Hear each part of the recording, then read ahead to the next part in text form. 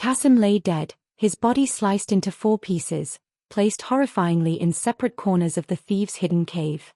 Ali Baba stared in terror, his breath caught in his throat. He was trapped, alone, surrounded by unimaginable wealth and 40 ruthless murderers. How would he ever escape with his life? Ali Baba was a poor woodcutter in a small Arabian village. His older brother, Qasim, was a wealthy merchant, married to a greedy and ostentatious woman. Ali Baba lived a simple life with his wife, Fatima, content with their meager means. One day, while collecting firewood in the forest, Ali Baba stumbled upon a sight that would forever change his destiny. He saw a group of 40 men on horseback, approaching a large rock face. The leader dismounted and shouted, "Open sesame." To Ali Baba's astonishment, the rock split open, revealing a cave filled with treasure beyond his wildest dreams. After the men entered, the leader said, "Close sesame," and the rock sealed shut again. Ali Baba waited patiently until the men emerged and rode away before approaching the magical rock. With trembling hands, he uttered the words, "Open sesame." The rock obeyed, and he stepped into the cave. The sight that greeted him was breathtaking. Mountains of gold coins, chests overflowing with jewels, silks, and spices filled the cave. Ali Baba, though poor, was not greedy. He carefully loaded a few bags of gold onto his donkey, just enough to provide for his family's needs, and then uttered, "Close sesame," before hurrying home. Fatima was overjoyed at their sudden good fortune. They carefully buried the gold, hoping to keep their secret safe. Qasim's wife, ever curious about her brother-in-law's sudden prosperity, pestered Ali Baba until he finally confessed the truth.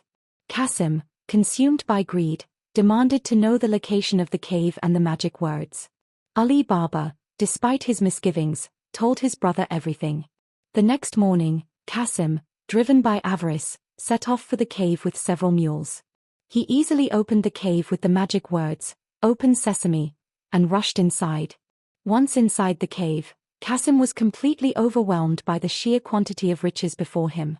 He greedily started stuffing gold and jewels into his sacks, imagining himself richer than ever.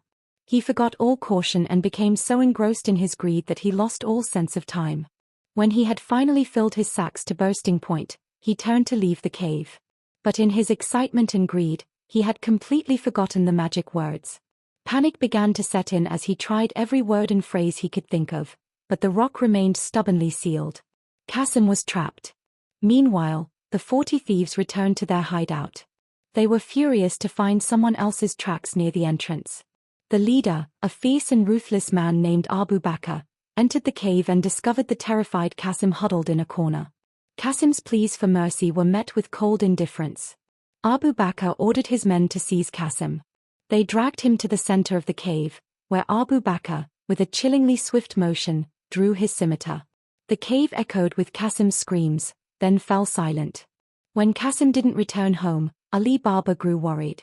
He knew his brother's greed, and feared the worst. Ali Baba bravely returned to the cave. What he found there was a scene of unimaginable horror. Ali Baba, his heart pounding in his chest, carefully gathered the dismembered remains of his brother. He knew he had to escape the cave, but the thought of the 40 thieves lurking just outside filled him with dread. How could he possibly outsmart such ruthless criminals? With trembling hands, Ali Baba wrapped Qasim's remains in some of the silks he found within the cave. He knew he needed to give his brother a proper burial, despite the horrifying circumstances. This act of respect, amidst the fear and danger, gave him a sliver of strength. He loaded the bundles onto his donkey, whispered, "Close sesame," and the heavy stone door slid shut, sealing him away from the grisly scene within. Then, leading the donkey, Ali Baba crept silently through the forest, his mind racing with a plan. He knew he had to be cunning if he were to survive this ordeal and bring Qasim's remains back to his family. He needed help, but who could he trust with such a dangerous secret? He first went to Morgiana, a clever and resourceful young woman who worked as a servant in Qasim's household. Morgiana was known for her quick wit and loyalty. Ali Baba, trusting her implicitly, explained his predicament, revealing the gruesome discovery in the cave and the threat of the 40 thieves. Morgiana, though shocked and saddened by the news of Qasim's death, immediately agreed to help. Morgiana, a woman of action, knew they had to act swiftly and discreetly. She first set about arranging for Qasim's burial, a task made difficult by the need to conceal the manner of his death. She told Qasim's wife that he had fallen ill and died suddenly on his journey, omitting the grisly details. Morgiana then sought the help of a skilled cobbler, Baba Mustafa, an elderly man known for his nimble fingers and discreet nature.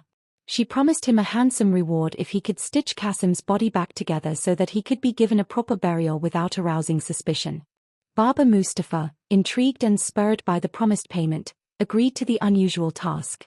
Blindfolded, he was led to Qasim's house, where he performed his macabre work under Morgiana's watchful eye.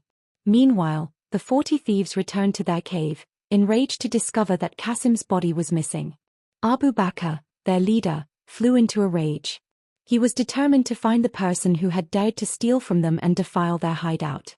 He tasked one of his men, a cunning thief named Yusef, to go into the nearby town and discover who had died recently. Yusef, disguised as a traveler, discreetly made inquiries at the local apothecaries, asking for remedies for various ailments. His subtle questioning eventually led him to Baba Mustafa, who unwittingly mentioned stitching up the body of a merchant who had died suddenly. Yusef, realizing he had found his lead, followed Baba Mustafa back to Qasim's house. He marked the door with a small chalk symbol, a secret sign that would allow the other thieves to locate the house later. Under the cover of darkness, Yusef returned to the cave to inform Abu Bakr of his discovery. The thieves prepared themselves for a vengeful raid, eager to punish the one who had dared to cross them. Ali Baba and Morgiana, unaware of the danger closing in on them, made preparations for Qasim's funeral, hoping to return to some semblance of normalcy. But the shadow of the 40 thieves loomed large, and their peaceful respite was about to be shattered. Morgiana, ever vigilant, noticed the small chalk mark on Qasim's door. Her suspicions were immediately aroused. She knew something was amiss. Why would anyone mark the door of a recently deceased man? Her quick thinking told her this was a sign, a secret message of some sort. She couldn't shake the feeling of impending danger. Driven by a sense of unease, Morgiana decided to take matters into her own hands. With a piece of chalk, she carefully replicated the mark on every door on the street, creating a clever deception that would confuse anyone looking for the specific house. She knew that if the mark was on every door, it would be useless as a means of identification. Her swift action, born of intuition and intelligence, may have just saved Ali Baba and his family from a terrible fate. But had she done enough to outwit the cunning thieves? That night, under the cover of darkness, Abu Bakr led his men to the village. Confident that they had found their target, they searched for the marked door. To their confusion, every door bore the same chalk symbol. Abu Bakr, furious at being outwitted, realized that someone had discovered their plan and taken steps to thwart them. He was now more determined than ever to find Ali Baba and exact his revenge. He ordered his men to disperse and search every house individually, a daunting task, but their leader's rage fueled their determination. The threat of discovery loomed over Ali Baba's household, the tension thick in the air.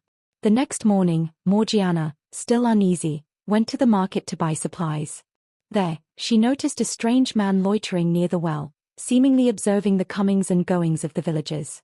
Something about his demeanor struck her as suspicious. His eyes were shifty, and he seemed to be paying particular attention to the conversations around him. Morgiana, her instinct screaming danger, discreetly followed the man as he left the market. To her horror, she saw him meet up with another man, and then another, until a group of nearly 40 men had gathered in a secluded alleyway. Morgiana recognized their leader as the same man she had seen arguing with Baba Mustafa the cobbler. These were the thieves, no doubt. Morgiana knew she had to act fast. She hurried back to Ali Baba's house, her heart pounding in her chest. She found Ali Baba in the courtyard, still grieving for his brother and oblivious to the danger that was closing in on them. Morgiana quickly explained what she had seen, her voice urgent and filled with fear. Ali Baba, finally realizing the gravity of the situation, was stunned. They were trapped, surrounded by ruthless enemies. How could they possibly escape this predicament? Morgiana, her mind racing, began to formulate a desperate plan, a plan that would require courage, cunning, and a touch of luck. Morgiana, her eyes gleaming with determination, told Ali Baba to gather as many large oil jars as he could find. She had a daring plan forming in her mind, a plan that would require courage and precision. Ali Baba, trusting Morgiana implicitly, quickly set about gathering the jars, his heart pounding with a mixture of fear and anticipation. He knew Morgiana was their only hope. While Ali Baba collected the jars, Morgiana went to the market and purchased a large quantity of oil. She returned home and filled each jar, leaving just enough space at the top for her deadly addition. Under the cover of darkness, she carefully poured a generous amount of boiling oil into each jar, transforming them into dangerous weapons. Her preparations were meticulous and precise. She knew the lives of everyone in the household depended on the success of her plan. As night fell, the 40 thieves, led by the vengeful Abu Bakr, surrounded Ali Baba's house. They had located their target and were now ready to exact their revenge. Abu Bakr, confident in their superior numbers, planned to storm the house and kill everyone inside. He knocked on the door, disguised as an oil merchant seeking shelter for the night. He hoped to gain entry through deception, catching Ali Baba and his family off guard. Morgiana answered the door, pretending to be a simple servant. She feigned ignorance of the thieves' true identities and invited them in, acting as though their arrival was a welcome surprise. She led the unsuspecting thieves into the courtyard, where the oil jars stood innocently in the shadows. The thieves, tired from their journey and eager to rest, readily agreed to spend the night. They were completely unaware of the deadly trap that awaited them. With the thieves settled in the courtyard, Morgiana quickly and quietly barred the gate, trapping them inside. Then, with nerves of steel, she climbed onto the roof of the house. From her vantage point, she could see the thieves below, relaxing and unsuspecting. Taking a deep breath, she began to tip the oil jars, one by one, sending a torrent of scalding oil onto the unsuspecting thieves below. The courtyard erupted in screams of agony and surprise as the boiling oil rained down upon them. The air filled with the smell of burning flesh and the desperate cries of the dying men. The scene was chaotic and terrifying. Morgiana's plan was working, but the danger was far from over. Abu Bakr, shielded from the initial onslaught, had survived the boiling oil attack. Enraged and seeking vengeance, he drew his scimitar and prepared to fight his way out. Morgiana, seeing Abu Bakr's escape, knew she had to act quickly. She descended from the rooftop, her movements swift and silent, and slipped into the kitchen. Grabbing a large pot of boiling water from the stove, she returned to the courtyard, where Abu Bakr was frantically searching for an escape route. With a swift, decisive movement, she poured the scalding water over him, a final, desperate act of self-defense. Abu Bakr screamed in agony as the boiling water seared his skin. He stumbled back, his weapon clattering to the ground, and collapsed, defeated. The courtyard was now a scene of carnage. The bodies of the thieves lay scattered amongst the overturned oil jars, their screams silenced by Morgiana's quick thinking and bravery. The threat had been neutralized, but the horror of the night remained. Ali Baba, emerging from his hiding place, was stunned by the scene before him. He looked at Morgiana with a mixture of awe and gratitude. She had single-handedly saved them all from certain death. The next morning, the villagers awoke to a strange and unsettling quiet. The usual hustle and bustle of the marketplace was replaced by an eerie stillness. Rumors began to spread about the missing thieves, whispers of a terrible event that had occurred during the night. Ali Baba and Morgiana knew they had to dispose of the bodies discreetly, before their gruesome secret was discovered. Morgiana, ever resourceful, devised a plan. She suggested they bury the bodies in Qasim's garden, under the pretense of expanding the orchard. Ali Baba agreed, and together, under the cover of darkness, they dug a large pit in the garden. The gruesome task took several nights, but they worked tirelessly, driven by the need to conceal their actions and protect their family. They planted several young saplings over the freshly turned earth, hoping to disguise the newly made graves. With the bodies buried and the evidence concealed, Ali Baba and his family tried to return to a semblance of normalcy. However, the memory of the terrifying night and the knowledge of their dark secret weighed heavily on their minds. They lived in constant fear of discovery, jumping at every shadow and whispering voice. The weight of their secret was a heavy burden to bear. One day, a wealthy merchant from a distant city arrived in the village. His name was Khalid, and he was known for his shrewd business dealings and his love of fine horses. Khalid was particularly interested in purchasing a magnificent Arabian stallion that belonged to Ali Baba. The horse, a gift from Qasim before his ill-fated journey, was a prized possession. Ali Baba, needing funds to rebuild his life after the loss of his brother and the disruption to his woodcutting business, reluctantly agreed to sell the horse. Khalid, impressed by the stallion's beauty and spirit, offered a generous price. The jinn manifested itself within the vortex, its form shifting and swirling like smoke. It took on the shape of a monstrous being, with fiery eyes, razor-sharp claws, and wings that spanned the width of the cavern. Its voice, a deep and resonant rumble, filled the chamber. "You dare trespass in my domain? Foolish mortals, you will pay the price for your insolence." The jinn unleashed a wave of raw magical energy, a blast of pure force that sent the warriors sprawling. Khalid, remembering Yasmin's warning, quickly opened the wooden box and retrieved the amulet. It was a small, intricately carved piece of wood, pulsing with a faint, warm light. He held the amulet aloft, and a shimmering shield of energy enveloped him and his companions, protecting them from the jinn's attack. The battle began. The warriors, emboldened by the protection of the amulet, attacked the jinn with their swords and arrows. But their weapons seemed to pass harmlessly through the jinn's ethereal form, their blows met with mocking laughter. The jinn retaliated with blasts of magical energy, conjuring illusions, and summoning gusts of wind that threatened to tear them apart. Morgiana, realizing that conventional weapons were useless against the jinn, recalled a legend she had heard about the creature's vulnerability. Jinn, despite their immense power, were bound by certain rules and limitations. One of these was their susceptibility to iron. She shouted to Tariq, "Iron. It's the only way to harm it." Tariq, understanding Morgiana's meaning, searched the cavern for anything made of iron. He spotted a large, iron chain that had been used to bind prisoners within the fortress. He grabbed the chain, its weight substantial, and charged towards the jinn, swinging the heavy iron links with all his might. Tariq's iron chain struck the jinn, and a searing hiss echoed through the cavern. The jinn recoiled, its form flickering and distorting as the iron burned its ethereal flesh. It roared in pain and fury, its voice shaking the very foundations of the mountain. Morgiana's knowledge of ancient lore had proven correct. Iron was indeed the jinn's weakness. Seeing their opportunity, the other warriors searched for anything made of iron. They found discarded weapons, tools, and even pieces of broken chains. Armed with these makeshift weapons, they renewed their attack, striking the jinn with the iron, each blow eliciting a shriek of pain from the creature. The jinn, weakened and enraged, fought back with even greater ferocity. It conjured illusions, creating phantom warriors that attacked the group from all sides. It summoned gusts of wind that tore at their clothes and threatened to throw them into the swirling vortex of energy at the center of the cavern. But the warriors, fueled by their newfound advantage and the knowledge that they could harm the jinn, pressed their attack. Ali Baba, despite his lack of formal training, fought with the courage born of desperation.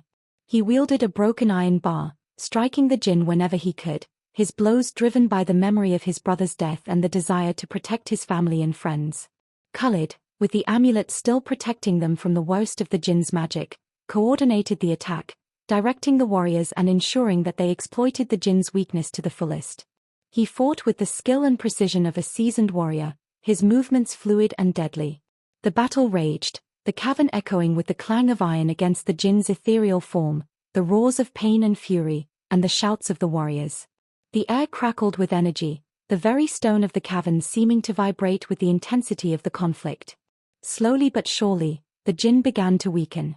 Its form, once solid and imposing, became translucent and flickering. Its attacks, once devastating, grew weaker and less frequent. The warriors, sensing victory, pressed their advantage, their blows raining down upon the jinn with relentless force. Finally, with a final, earth-shattering roar, the jinn's form dissolved into a wisp of smoke, drawn into the swirling vortex of energy. The vortex pulsed and throbbed for a moment, then faded, leaving behind only an eerie silence. The jinn was gone, its reign of terror finally at an end. The warriors, exhausted but triumphant, collapsed to the ground, their bodies aching, their spirits soaring. They had faced a powerful and malevolent being and emerged victorious. They had protected the world from a terrible threat. But their ordeal was not yet over. They were still trapped deep within the mountain, and the way back was long and dangerous. The silence in the cavern was deafening, the absence of the jinn's malevolent presence almost as unsettling as its previous dominance. The warriors, exhausted and battered, slowly began to pick themselves up, their bodies aching, their minds still reeling from the intense battle. They had vanquished the jinn, but the oppressive atmosphere of the mountains still weighed heavily upon them. Khalid, holding the Naudim amulet, surveyed the cavern. The swirling vortex of energy was gone, leaving behind only a faint shimmering in the air. He knew they had to leave this place quickly, before any other unforeseen dangers emerged. He gathered his remaining men, their faces grim but resolute. They had faced death and emerged victorious, and they were ready to face whatever challenges lay ahead. As they prepared to retrace their steps through the tunnel, Morgiana noticed something glinting in the faint light near the now-inert vortex. She cautiously approached and discovered a small, intricately carved dagger, its hilt embedded with a glowing gemstone. The dagger pulsed with a faint, warm energy, similar to the amulet Khalid held. She picked it up, and a voice, soft and gentle, echoed in her mind. A gift for your courage and wisdom, protector of the innocent. Morgiana realized that this was a gift from the mountain itself, a reward for their bravery in defeating the jinn. She tucked the dagger into her belt, feeling a surge of gratitude and a renewed sense of purpose. The journey back through the tunnel was arduous, but the absence of the jinn's oppressive presence made it seem less daunting. The traps and obstacles that had challenged them on their inward journey were now easier to navigate, their minds clearer, their spirits lighter. They emerged from the tunnel into the sunlight, blinking against the sudden brightness. The fortress, once a symbol of fear and oppression, now stood as a testament to their courage and victory. They gathered their belongings and prepared to depart, leaving behind the dark secrets of the mountain. As they left the fortress, they were met by a delegation of villagers, led by Ali Baba's wife, Fatima. News of their victory had spread, carried on the whispers of the wind, and the villagers had come to greet their heroes. They cheered and embraced the returning warriors, their faces filled with gratitude and relief. Ali Baba was reunited with Fatima, their embrace filled with emotion. He knew that he had been given a second chance at life, thanks to the courage and quick wit of Morgiana and the bravery of Khalid and his men. He vowed to live his life to the fullest, honoring the memory of his brother and cherishing the precious gift of life. Khalid, hailed as a hero, distributed the recovered treasure amongst the villagers, ensuring that the ill-gotten gains of the thieves were used to benefit those who had suffered at their hands. He then bid farewell to Ali Baba and Morgiana, promising to visit them again soon. Ali Baba, Morgiana, and Fatima returned to their village, where they were greeted with celebrations and rejoicing. They shared their story, recounting their adventures and the dangers they had faced. They became legends, their names whispered in awe and admiration throughout the land. Life returned to normal in the village, but things were never quite the same. Ali Baba, once a humble woodcutter, was now a respected member of the community, his wisdom and courage admired by all. Morgiana, her intelligence and resourcefulness recognized, became a trusted advisor to Ali Baba, her sharp mind and unwavering loyalty a valuable asset. They lived their lives in peace and prosperity, the memory of their ordeal a constant reminder of the importance of courage, loyalty, and the power of good over evil. And Morgiana, with the magical dagger tucked safely within her belt, stood ready to defend her village and her loved ones from any threat that might arise, a silent guardian, a protector of the innocent.